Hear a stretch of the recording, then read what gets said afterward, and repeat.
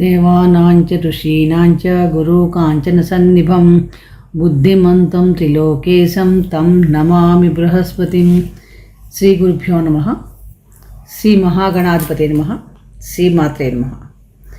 Welcome back to Meeravani YouTube channel. మీ doctor Sundari ప్రేక్షకులకు నమస్కారం. ఈరోజు మనం తెలుసుకునే విషయం ఈ వీడియోలో చాలా ముఖ్యమైన విషయం.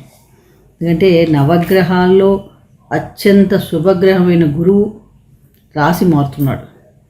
గురుగ్రహం ఒక సంవత్సర కాలం పాటు ఒకే రాశిలో ఉండి మళ్ళీ వేరే రాశిలోకి మారుతుంటాడు. అంటే 12 ఏళ్లకు ఒకసారి ఒక రాశిలోకి వస్తూ ఉంటాడు అన్నమాట. 12 ఏళ్ళ తర్వాత ప్రస్తుతం మేషరాశిలో సంచారం చేస్తున్నాడు. ఈ మేషరాశిలో సంచారం చేస్తున్న గురువు మే 1వ తారీఖు 2024 నుండి వృషభ రాశిలో సంచారం ప్రారంభిస్తాడు. ఈ రాశిలో గురువు 14/5/2025 వరకు సంచారం చేస్తాడు. అంటే ఒక సంవత్సరం పాటు సంచారం చేస్తాడు. నవగ్రహాల్లో అత్యంత పెద్ద గ్రహం గురువు. అలాగే స్లో మూవింగ్ ప్లానెట్ శని తర్వాత నెమ్మదిగా చరించే గ్రహం ఏదన్నా ఉందంటే అది గురుగ్రహమే. అలాగే ధనస్సు మీనరాశులకి ఆధిపత్యం వహిస్తాడు. పునర్వసు, విశాఖ, పూర్వాభాద్ర నక్షత్రాలకు కూడా అధిపతిగా కూడా ఉంటాడు. ముఖ్యంగా గురువు అంటేనే శుభగ్రహం. గురువు అనుగ్రహం ఉంటే జాతకంలో మిగిలిన గ్రహాలన్నీ బాగున్నా బాగోపోయి కూడా అంత శుభ ఫలితంగా జాతకం ఉంటుందని చెప్తూ ఉంటారు. ఎందుకంటే గురు దృష్టి కూడా అంత అత్యుత్తమైన శుభ ఫలితాలను ఇస్తుంది.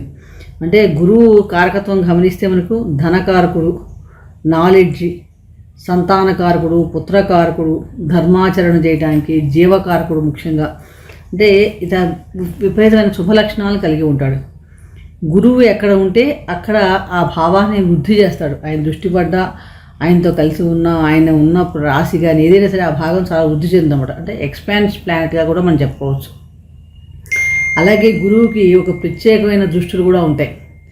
5వ దృష్టి, 9వ దృష్టి, 7వ దృష్టి, విశేష దృష్టి కూడా కలిగి ఉంటాడు. ఈ గురుగ్రహం కర్కాటక రాశిలో ఉచ్చస్థితి పొందుతాడు. మకర రాశిలో నీచ స్థితి పొందుతాడు. ఈ సంవత్సరం వృషభ రాశిలో సంచరించే సమయంలో గురువు 9/10/24 నుండి 4/2/25 వరకు వక్రత్వం చెందుతాడు. అంటే వక్ర సంచారం ఉంటుందన్నమాట. అలాగే గురు శుక్రుల కలయిక కూడా మనకి ఈ సంవత్సరంలో 19 మే 2024 నుండి 12 జూన్ 2024 వరకు కూడా ఉంటుంది. వృషభ రాశి అనేది మనకి భచక్రంలో న్యాచురల్ సెకండ్ హౌస్, స్థిర రాశి. అంటే ద్వితీయ స్థానం అనగానే వాక్కు, ధన, కుటుంబ స్థాన ప్రభావితాలు ఎక్కువ ఉంటాయి. అలాగే ముఖ్యంగా ఈ వృషభ రాశిలో మనకి కృత్తిక, రోహిణి, మృగశిర అంటే రవి, చంద్ర, కుజ సంబంధమైన నక్షత్రాలు ఉంటాయి. ధనకారకుడైన గురువు న్యాచురల్ ద్వితీయ స్థానంలో సంచరించే సమయంలో వివిధ రకాలైన మార్పులు ఉంటాయి. సహజంగా కుటుంబ సంబంధాల్లోనూ, కెరీర్ సంబంధించిన స్పిరిచువల్ విషయాల్లో కూడా చాలా అభివృద్ధి ఉంటుంది. ప్రతి ఒక్కరి జాతకంలో కూడా గురుబలం చాలా అవసరం. నేను విద్య రావాలన్నా, వివాహ విషయం జరగాలన్నా, సంతానం కలగాలన్నా, గృహ నిర్మాణాలు కలగాలన్నా, బ్యాంక్ బ్యాలెన్స్లు పెరగాలన్నా వీటన్నిటికీ కూడా గురుబలం ఉండాలి. ఇవన్నీ ఈ గురుబలం మనకి ఎప్పుడైతే గురువు ఒక్కొక్క రాశిలో ప్రవేశించిన ఒక్కొక్క నదికి పుష్కరాలు వస్తూ ఉంటాయి. ఇప్పుడు గురువు వృషభ రాశిలో ప్రవేశించినప్పుడు నర్మదా నదికి పుష్కరాలు ఉంటాయి. ఈ నర్మదా నది పుష్కరాలు 1/5/24 నుండి 12/5/24 వరకు ఉంటాయి. ఈ పుష్కర సమయంలో ఎవరైతే నర్మదా నదిలో పుణ్యస్థానాలు ఆచరించిన, పితృదేవతలకి తర్పణాలు వదిలిన, పుణ్య కార్యాచరణ చేసిన, ఎటువంటి దానాలు చేసినా కూడా అత్యుత్తమ ఫలితాలు పొందడానికి అవకాశం ఎక్కువగా ఉంటుంది.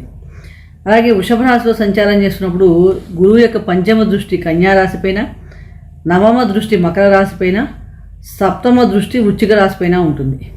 అంటే ఇటువంటి శుభగ్రహమైన గురువు 12 రాశుల వారికి ఈ గురు సంచారం వృషభ రాశిలో సంచరించే సమయం, ఈ సంవత్సర కాలం కూడా ఎటువంటి ఫలితాలు ఇస్తుంది అనే విషయాన్ని మనం తెలుసుకుందాం. ప్రతికూలతలు జరిగేవారు కానీ అనుకూలతలు పెరగాలంటే ఎటువంటి పరిహారాలు చేసుకోవాలి ఈ సంవత్సర కాలం అంతా అనే విషయాలు మనం ఈ వీడియోలో తెలుసుకునే ప్రయత్నం చేద్దాం. కుంభరాశి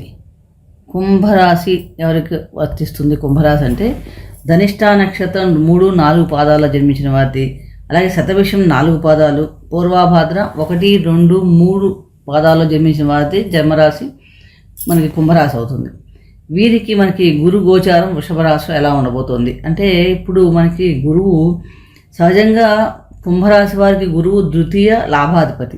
ఈ ద్వితీయ లాభాధిపతి గురువు తృతీయ భావంలో తామరమూర్తిగా 34 దాకా సంచారం చేస్తున్నాడు.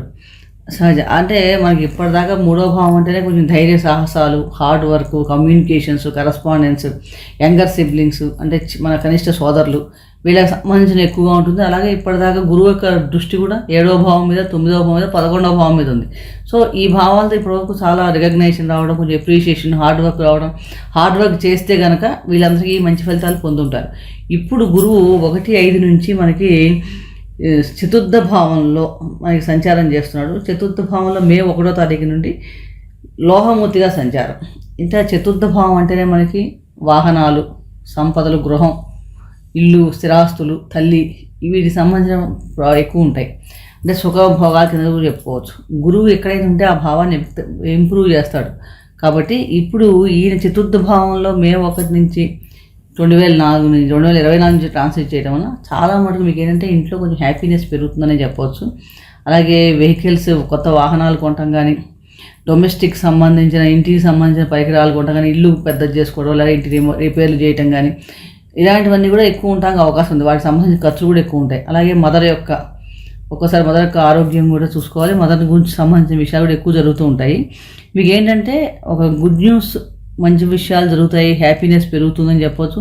అలాగే ఫ్యామిలీ సపోర్ట్ కూడా చాలా బాగుంటుందని చెప్పవచ్చు మీకు సహజంగా ఈ సమయంలో.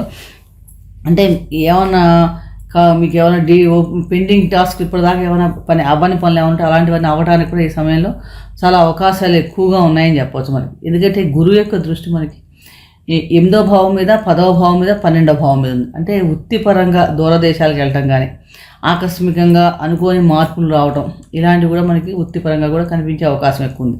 అలాగే ఎక్కువగా మీరు ఏంటంటే ప్రాపర్టీ మీద కానీ, కొత్త వెహికల్స్ కొనుక్కోవడం అలాంటివి ఉంది. అంటే వెహికల్స్ డ్రైవ్ చేసినప్పుడు కొంచెం జాగ్రత్త ఉండాలి. ప్రొఫెషనల్ ఫ్రంట్గా చూసినప్పుడు, అంటే వృత్తి వ్యాపారం చూసినప్పుడు ఎస్పెషల్లీ ఏంటంటే మీకు ఎవరైనా అకల్ట్ సైన్స్లో పనిచేసే వాళ్ళు, రీసెర్చ్ వర్క్ చేసేవాళ్ళు కానీ, పిహెచ్డీ చేసేవాళ్ళకి వీళ్ళందరికీ కూడా చాలా బాగుంది. అలాగే మీకు యాన్సిస్టర్స్ ప్రాపర్టీ ఎప్పటి నుంచి రావాలి, వంశపారంపర్యంగా వచ్చే అమౌంట్ మాకు రావట్లేదు అలా అన్న వాళ్ళకు కూడా ఇప్పుడు చాలా బాగుందని చెప్పవచ్చు. అంటే ఇప్పుడు బాగా కలిసి వస్తుంది వీళ్ళకి. ఆ సమయంలో ఏమన్నా చేస్తే కనుక చాలా రావటం, అన్ఎక్స్పెక్టెడ్గా రావటం ఉంటుంది. కోర్టుకు సంబంధించిన వ్యవహారం ఇలాంటి విషయాలు కూడా చాలా బాగుంటుంది చెప్పవచ్చు. అలాగే లాంగ్ టర్మ్ ఇన్వెస్ట్మెంట్స్ అలాంటివి కొంచెం జాగ్రత్తగా చూసి చేసుకోవాలి. ఒక్కొక్కసారి ఎవరైనా దీర్ఘకాలంగా వ్యాధులతో బాధపడే వారికి కొంచెం ఆసుపత్రి ఖర్చులు ఉండే అవకాశం కూడా ఉంది. అలాగే మన ఇల్లాస్తో కూడా మీ రిలేషన్షిప్ చాలా ఇంప్రూవ్ అవడానికి కూడా అవకాశం ఎక్కువగా ఉంది. ముఖ్యంగా ఏంటంటే మీకు వంశపారపర్యంగా వచ్చే ఆదాయాలు కానీ, డబ్బులు కానీ, అంటే అవి ఏమైనా పెండింగ్ ఉండి చాలా రోజుల నుంచి మాకు అవి కుదరట్లేదండి అనే వాళ్ళకి చాలా అనుకూలంగా ఉందని చెప్పొచ్చు అనమాట. ఇది చాలా బాగుంది. ఇక మనం కుంభరాశి వారికి రాశిలోనే శని సంచారం చేస్తున్నాడు కాబట్టి శనితో కలిసి కర్మాది యోగం అంటారు. ఆ జరగడం వల్ల కొంచెం మధ్య వీళ్ళకి ఇబ్బంది రావడానికి కూడా అంటే కొంచెం ఇబ్బందులు కూడా పెడతాడు చిన్న విషయాల్లో. కాబట్టి మొత్తం మీద ఏళ్ళాడు శని కూడా ఉంది కాబట్టి ద్వితీయ లాభాధిపతి కాబట్టి ద్వితీయ భావంలో రాహు సంచారం ముఖ్యంగా అంటే విదేశాలకు సంబంధించిన విషయాల్లో చాలా బాగుంటుంది. ఉన్నత విద్య కోసం వెళ్ళే వాళ్ళకు కూడా చాలా అనుకూలంగా ఉంటుంది. గృహ వస్తువు ఒక్కొక్కసారి ఏంటంటే లిటిగేషన్స్ అంటే కొనేటప్పుడు మీరు ఏమైనా ఆస్తులు అవి కొంటారు అనే టైంకి ఎక్కువ ఉంటుంది కాబట్టి ఆ కొనే విషయాలు కొంచెం జాగ్రత్తలు తీసుకోవాలి. మనం మొదల యొక్క ఆరోగ్య విషయంలో కూడా కొంచెం జాగ్రత్తలు తీసుకోవాలి. ఏ విషయం అంటే లాభం నష్టం కూడా బాగుంది. మొత్తం మీద కుంభరాశి వారికి చాలా మనకు అనుకూలమైన ఫలితాలే వస్తున్నాయి. మరింత అనుకూలమైన ఫలితాలు రావాలంటే కనుక మీరు ప్రతిరోజు కూడా వీలైనంత వరకు గురువారం నియమాలు పాటించడం, గురు చరిత్ర పారాయణ చేసుకోవడం, ఓం దాం దత్తాత్రేయ నమః అనే మంత్రాన్ని జపించిన వీలైన సార్లు కూడా చాలా మంచి ఫలితాలు ఇస్తుంది. మరొక రాశి గురించి మరొక వీడియో తెలుసుకుందాం. ఆ దక్షిణామూర్తి అనుగ్రహం వలన మీకు ఈ సంవత్సరం అంతా గురువు అనుగ్రహం బాగుండాలని ఆశిస్తూ ఈ వీడియో నచ్చినట్లయితే లైక్ చేయండి, సబ్స్క్రైబ్ చేసుకోకపోతే సబ్స్క్రైబ్ చేసుకోండి, షేర్ చేయండి. సర్వే జనా సుఖినో భవంతు, శుభం భూయాత్.